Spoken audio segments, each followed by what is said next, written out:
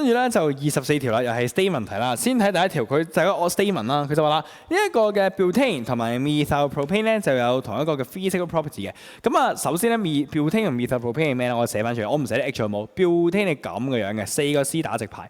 methylpropane 咧就係3個 C 打直排打橫排，跟住中間加個 C 啦。咁我見到佢哋個 molecule 啫，雖然咧大家都係用同一樣嘅去組成嘅，但係咧呢個 molecule 咧 butane 會長啲嘅，即係個 molecule shape 咧就嗱唔可以話大啲嘅個 size，應該係一樣嘅，因為佢哋兩個用同一個物料去砌㗎嘛，所以個 size 係一樣嘅。不過咧佢個形狀會線性啲嘅，呢個咧就 spherical 啲、圓形啲，或者我哋叫 bulky 啲、大嚿啲嘅。咁所以你可以諗下咧，大家兩者各自嘅 molecule 之間拍埋，即係例如我呢個 butane 同我第二個 butane 拍埋一齊啦。跟住咧呢一個嘅methylpropane 咧同第二個 methylpropane 拍埋一齊啦。咁你會見到兩者之間嘅 intermolecular force 一個 contact surface area 咧呢度係多啲嘅，係咪？